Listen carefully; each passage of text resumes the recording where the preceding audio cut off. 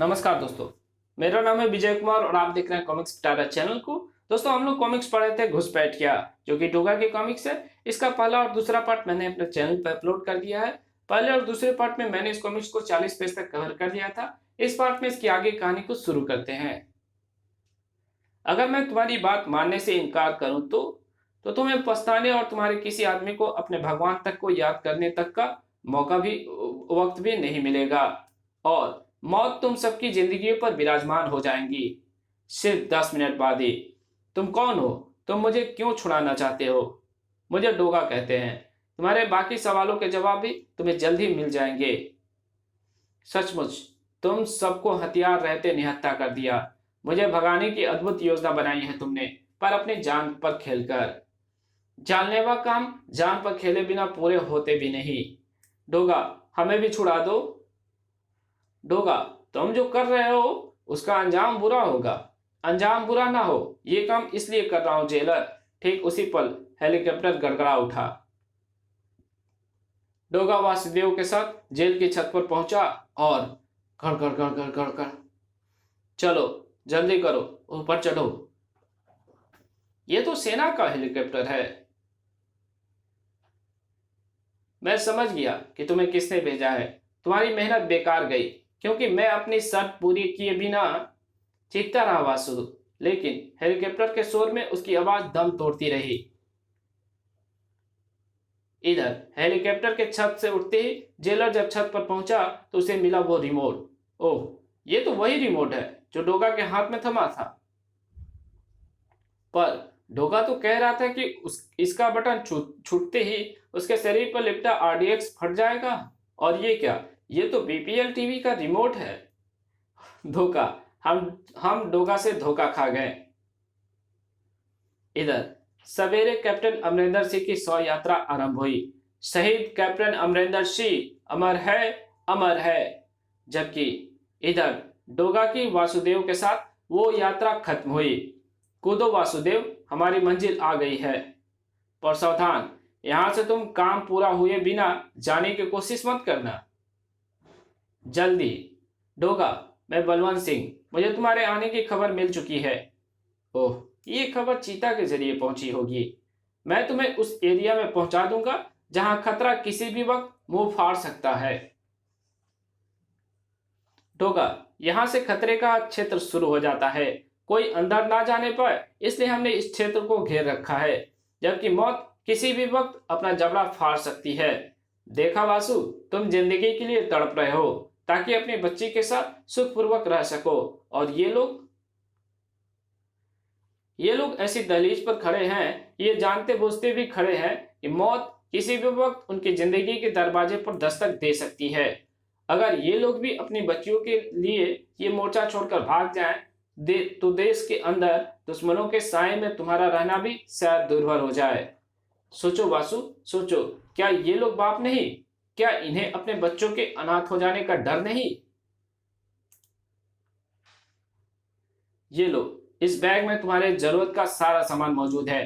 डोगा, इस जैविक बम को मैं डिफ्यूज कर दूंगा, लेकिन इस बात की गारंटी नहीं है कि मैं भागूंगा नहीं, दोबारा जेल ना पहुंचूं। इसके लिए मैं पूरी कोशिश करूंगा। मैं पूरा ध्यान रखूंगा कि तुम ऐसी कोई कोशिश करो, पर फिलहाल काम शुरू करो। डोगा, ये माइंस डिटेक्टर यानी बारूदी सुरंग खोजी यंत्र है, जिसे सैनिक जमीन में थोड़ी ही ऊपर रखकर आगे बढ़ते हैं। जहां कहीं भी बारूदी सुरंग बिछी होती है, ये यंत्र सिग्नल देने लगता है। लेकिन बारूदी सुरंग के साथ ही जैविक बम भी प्लांट किया गया है, और ये बम एक पतले कांच के गोले के रूप में होता है, जो हल्के से दबाव से भी फूट सकता है। इसलिए बेहद सावधानी की जरूरत है। ये एक माइंस डिटेक्टर तुम पकड़ो, हम अलग अलग दिशाओं से माइंस की खोज करेंगे। डोगा को बम ढूंढने के लिए ऐसे डिटेक्टर्स की जरूरत नहीं पड़ती वासु। तो फिर तुम यहाँ क्यों आए हो? ओह, शायद इसलिए ताकि काम पूरा होने के बाद कहीं मैं फरार ना हो जाऊं। नहीं, मैं माइंस ढूंढने में तुम्हारी पूरी मदद करूंगा, पर मेरा तरीका तुमसे जरा भिन्न होगा। डोगा ने अल्ट्रासोनिक व्हील्स निकाली, और जो केवल कुत्तों को ही सुनती थी। ये क्या कर रहे हो डोगा?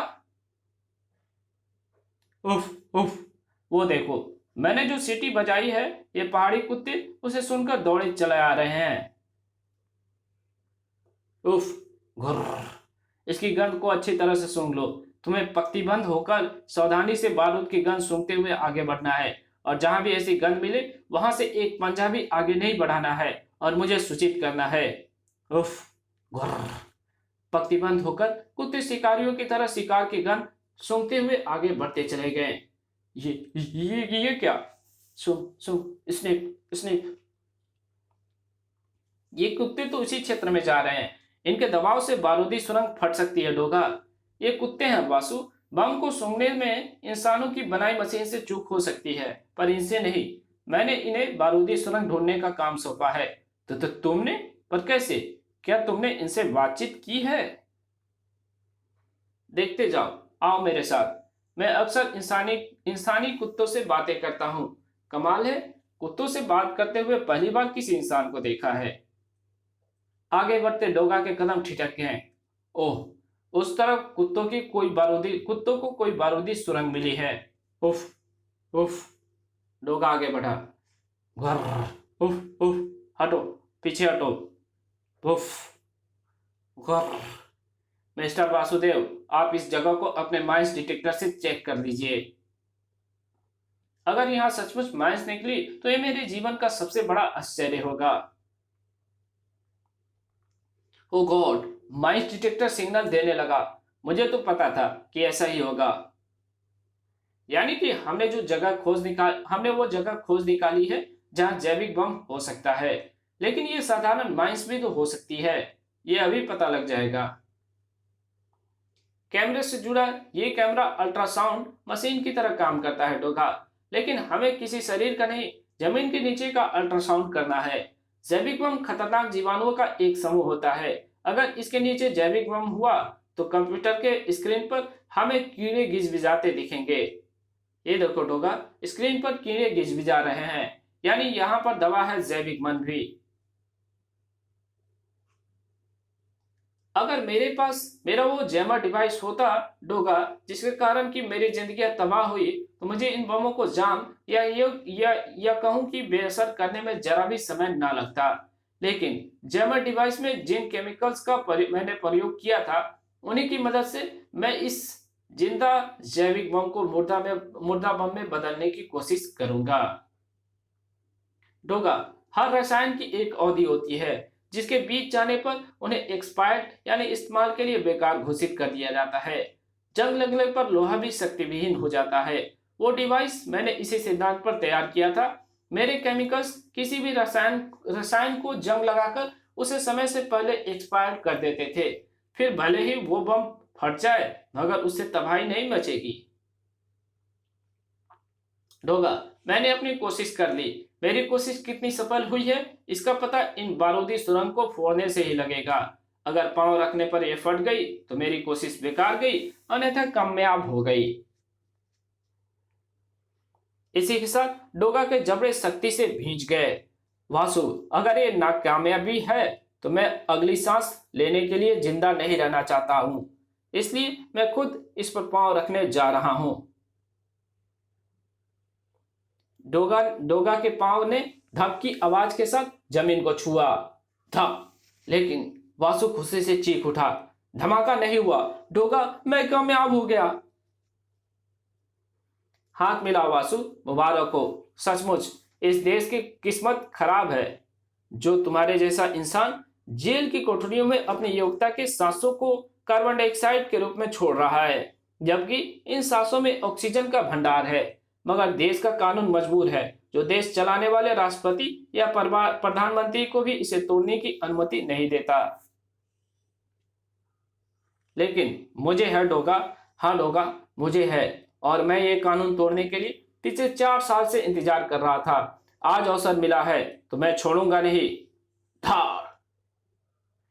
आज मेरा रास्ता कोई नहीं रोक सकेगा। ठप। मैं भाग जाऊंगा Doga. Goodbye Doga. Goodbye. आखिरी वक्त पर ऐसे ही बोला जाता है। वो बम हमने इसलिए प्लांट किया था ताकि डरकर भारतीय सैनिक ये इलाका छोड़कर भाग जाए और हम फिर से इस इलाके पर कब्जा कर लें। भारतीय सैनिक के पास भागने के वो पांव नहीं है जो चूहे के लगे होते हैं। हत्यारों, वासु नीचे लेट जाओ, क्योंकि आज इनका सामना उस घुसपैठिए से है जो अपराध की दुनिया में दीमक बनकर लगा है और उसके जो दांत मुजरिमों को कुतरने का काम करते हैं वो ये है वो पहला दांत जिनका नाम है स्टर्लिंग सब मशीन गन, जिसे जब मैं चलाता हूं तो अपराध जगत की फसल गाजर मूलियों की तरह कट कट कर गिरने लगती है। आज भी गिरेगी। चुम चुम। बासु बैग पर झपटा और डोगा, इस पैकेट में नेफ्थलीन एवं ब्लैक पाउडर का चूरा है जो बेहद ज्वलनशील होता है। इस पर गोली दाग दो, यह दुश्मनों में आग की बारिश कर देगा। बासु द्वारा उछाले गए पैकेट को चीरकर रख दिया था डोगा की उस गोली ने। बड़म, उफ, आग। इस घाटी पर पाकिस्तान का झंडा फहरने से तू रोक नहीं सकता डोगा। वो देख, अब तू अपनी आंखों से देख कि डोगा उसे कैसे रोकता है और कैसे रोकती है डोगा की स्नाइपर राइफल, जिसमें मैंने वो गोली भर रखी है जिसे मैंने खुद बनाया। .30 की गोली से मैंने सुराख करके उसमें पारे की एक बूंद भरी है और फिर शीशे से उसे सील कर दिया और फिर 3 किलोमीटर तक देख सकने की क्षमता वाली टेलीस्कोप गन में भरकर जब मैं इसे दागता हूं, ब्लैंक, तो ये विस्फोटक की तरह दुश्मन के सिर को धड़ से पूरा ही उड़ा देती है। डोगा की उस गोली ने दुश्मनों को बौखला दिया और उफ, डोगा, ऊपर दुश्मन है, कोई भी गोली तुम्हें लग सकती है, चट्टान की ओट ले लो। कौन कहता है ऊपर दुश्मन है? ऊपर तो मेरा खुदा है वासु।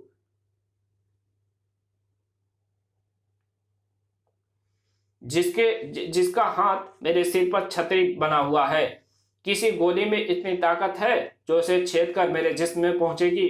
नीचे गोलियां नहीं, मेरी सेमी ऑटोमेटिक राइफल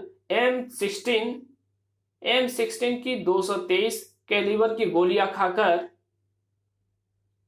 दुश्मनों के जिस्म आएंगे और वो भी मुर्दा होगा, क्योंकि ये गन एक बार में 850 गोलियां बरसाती है। अरमान था मैं भी जाकर पाकिस्तानी घुसपैठियों की ईंट से ईंट बजा दूं। किस्मत ने मौका दे दिया और डोगा ये मौका चुकेगा नहीं। अरे, दुश्मनों के पांव तो क्या, जड़ों को उखाड़ कर फेंक देगा आज डोगा, और जरूरत पड़ी तो अपने जिस्म को बारूद बनाकर दुश्मनों पर गिरेगा डोगा। धड़ धड़।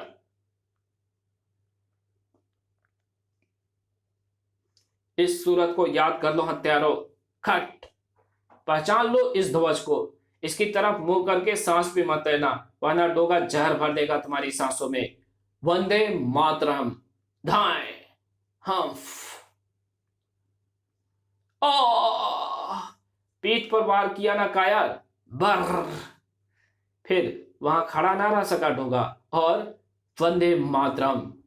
डोगा, तुम ठीक तो हो ना डोगा? और हम सोच क्या रहा है वासु, ये होश में आ गया तो तुझे जाने नहीं देगा। चला जा वासु, चला जा अपनी बेटी के पास। डोगा को तो भारतीय सैनिक बचा लेंगे, पर तू नहीं बचेगा। चला जा वासु, चला जा। हाँ, मैं चला जाऊंगा, तेरे हाथ नहीं आऊंगा, लेकिन मैंने कहा था ना वासु कि तू भागने की कोशिश जरूर करना, क्योंकि मुझे मालूम था कि मैं तेरी हर उस कोशिश को बेकार कर दूंगा। मैंने तुझसे ये भी कहा था कि देश का कानून मजबूर है, जो देश चलाने वाले राष्ट्रपति और प्रधानमंत्री को भी इसे तोड़ने की अनुमति नहीं देता है। देश का कानून मजबूर हो सकता है, लेकिन डोगा का नहीं। हाँ वासु, चीता ने मुझसे कहा था कि तुम्हारा काम खत्म होती मैं तुम्हें फिर से उन्हीं काल कोठरियों का मेहमान बना दे, लेकिन नहीं, मैं ऐसा नहीं करूंगा। चला जा। हाँ वासु, चला जा अपनी बेटी के पास और जाकर सुखी जीवन बिता। आज डोगा तुम्हें हमेशा के लिए उस कैदी से आजाद करता है। आज डोगा तुम्हें हमेशा के लिए उस कैद से आजाद करता है। डोगा, तुम ये क्या कर रहे हो? तो डोगा, तुम ये क्या कह रहे हो? वही जो चीता नहीं कह सकता, वही जो सिर्फ डोगा कह सकता है। जा, चला जा वासु, चला जा। तो तुम मैं छलछला आई वासु की आंखें। और good bye, good bye Doga, good bye. गोलियों के बड़े बड़े जख्म भी मामूली ही लगते थे डोगा को। पट्टी करा के पहुंच गया मुंबई चीता के पास। तब डोगा, वासु कहाँ है? वासु मारा गया, पहाड़ी से पांव फिसल गया, नीचे खाई में बहते दर्रे में गिरा, लाश तक हाथ नहीं लगी। जाते जाते यही कह रहा था, good bye Doga, good bye. अच्छा, गुड बाय चीता। चीता उसे अपलक जाता देख रहा था, समझने की कोशिश कर रहा था कि डोगा सच कह रहा है या झूठ। और फिर चीता ने इस सच या झूठ को समझने की कोशिश को सिर हिलाकर झटका। शायद डोगा के फैसले के आगे उसने भी सिर झुका लिया। इसी के साथ ये कहानी खत्म होती है। मिलेंगे एक और नई कॉमिक्स में, तब तक के लिए बाय। वीडियो अच्छी लगी तो वीडियो को लाइक कर देना, चैनल पर नया आए तो चैनल को सब्सक्राइब कर देना, एक अच्छा सा कमेंट कर देना और इस वीडियो को ज्यादा से ज्यादा शेयर कर देना जहां इसकी जरूरत हो। Thank you very much video देखने के लिए।